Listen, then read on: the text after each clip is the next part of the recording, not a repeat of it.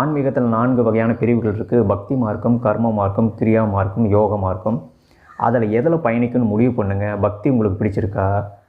ஞானம் உங்களுக்கு பிடிச்சிருக்கா? உங்களுக்கு கர்மம் செயல்முறை விஷயங்கள் செய்ய பிடிச்சிருக்குதா? ஆன்மீக செயல்கள் அல்லது உங்களுக்கு தியானம் யோக முறைகள் அது மாதிரி செய்யணும், மூச்சு பயிற்சிகள் செய்யணும்னு பிடிச்சிருக்கான்னு பார்த்துட்டு அதன் வழியாக எது தெளிவாக உங்களுக்கு வேணும்னு தெரிஞ்சுக்கோங்க. சும்மா யாரோ கூப்பிட்டு ஒரு தியானம் சொல்லிக் கொடுக்குறாங்க, வாசி யோகம் சொல்லிக் கொடுக்குறாங்க, கிரியா சொல்லிக் கொடுக்குறாங்க, மூச்சு பயிற்சி சொல்லிக் கொடுக்குறாங்க, ஒரு வகுப்பு எடுக்கிறாங்க அப்படின்ட்டு சும்மா போய் கலந்துக்காதீங்க.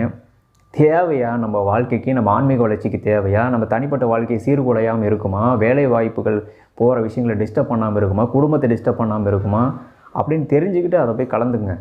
அவங்களுடைய காரியத்துக்காக சும்மா கூப்பிட்டு உட்கார வச்சு எல்லோரும் இப்போ இருக்கிற இளைஞர்களில் விளையாட்டுத்தனமாக இருக்கிற இளைஞர்கள்லாம் கூப்பிட்டு தீட்சை கொடுத்து அனுப்பி விட்டுட்டு இருந்தா அவங்க எங்கெங்கேயோ போய் கோவில்களில் சித்தர் ஜீவ சமாதிகளில் பார்க்குறேன் எதுக்கோ உட்காந்துட்ருக்குறாங்க. பவர் கிடைக்குமா, சக்தி கிடைக்குமான்ட்டு. அதனால் இளைஞர்களே கொஞ்சம் தெளிவாக இருங்க. யூடியூப்பில் நிறைய பேர் இப்போ ஆன்மீகத்துக்குள்ளே வந்துட்டாங்க. அது என்னமோ செய்யணுங்கிறதுக்காக எதையோ சினிமாட்டிக்காக செஞ்சுக்கிட்டு இருக்கிறாங்க. அதை நம்பி போக வேணாம். தெளிவாக அமைதியாக பொறுமையாக இளைஞர்கள் யார் சொல்லிக் கொடுக்குறாங்க, நல்ல குருமார்களை தேடிப்போங்க. அது பேசும்போதே அவங்க நடந்துக்கிறத வச்சே தெரிஞ்சுக்கும். அவங்க நடந்துக்கிற எளிமையான முறைகளை வச்சே தெரிஞ்சுக்கும். அவங்க அமைதியாக பொறுமையாக அவங்க நடந்துக்கிற விதங்களை வச்சே தெரிஞ்சுக்கலாம். அது ஒரு சினிமா நடிகர் மாதிரி பண்ணுறாரா, இல்லை வேறு விதமான ஆர்டிஃபிஷியலாக நடிக்கிறாரா, இல்லை வேறு ஏதாவது அவர் ஆதாயத்துக்காக பண்ணுறாரா, இல்லை தெளிவான ஆன்மீக நோக்கத்துக்காக பண்ணுறாரான்னு பாருங்கள். நிறைய பேர் பொறுமையாக நிதானமாக அதை சொல்லிக் கொடுக்குறவங்க இருக்கிறாங்க. முறைப்படி சொல்லிக் கொடுக்குறவங்க இருக்கிறாங்க. முறைப்படி ஒரு ஞானத்தையோ ஒரு யோக முறையவோ ஒரு தீட்சையவோ நீங்கள் பெற்றால் மட்டும்தான் அது நிலைக்கும். இது கடலை பொறி மாதிரி நம்ம அதை சொன்ன மாதிரி வேகமாக செய்யக்கூடாது. எந்த ஆத்மாவுக்கு எதை கொடுக்கணும்னு தெரியும் ஒரு குருவுக்கு, அவங்களுக்கு தான் கொடுக்கணும். எல்லாரையும் கூப்பிட்டு உட்கார வச்சு எந்த விஷயத்தையும் நம்ம கொடுக்கக்கூடாது.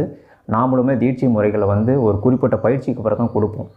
உடனடியாக அதை செய்யக்கூடாது அப்படிங்கிறத புரிஞ்சுக்குங்க. சித்தர்கள் படி ரூல்ஸ் படி இப்போ செஞ்சுக்கிட்டு இருக்கிற ஆன்மீகத்தில் நிறைய வேறுபாடுகள் இருக்குது. சித்தர்களுடைய பெயரை சொல்லி நிறைய விஷயங்கள் செஞ்சுக்கிட்டு இருக்கிறாங்க. அது முற்றிலுமே தவறான பாதை கொண்டு போயிடக்கூடாது. நம்ம விதைக்கிற விதை தவறான விதையாக இருந்துடக்கூடாது. ஸோ எதை விதைக்கிறோமோ அது சரியாக விதைச்சா தான் அது சரியாக போகும். அதுவே ஒரு கர்மமாக மாறிடக்கூடாதுங்கிறத நான் சொல்லிக்கிறேன். அந்த நேரத்தில் இதை பார்த்துட்டு இருக்கிற ஆன்மீகவாதிகள் வேறு யாருக்கும் இருடலாக இருந்துச்சு, நான் சொன்னது இருந்துச்சுன்னா கொஞ்சம் உங்களால் எதாவது திருத்திக்க முடியும், உங்களால் நான் சொன்ன கருத்தில் எதாவது மாற்றிக்க முடியும்னா நல்லதுன்னு நினைக்கிறேன். ஆரோக்கியமான ஆன்மீகத்தை நம்ம தொடருவோம். எல்லாருமே ஒன்றிணைச்சு இந்த உலக மக்கள் அனைவருக்கும் உண்மையான ஆன்மீகத்தை கொண்டு போய் சேர்ப்போங்கிறத நான் சொல்லிக்கிறேன். நன்றி, வணக்கம்.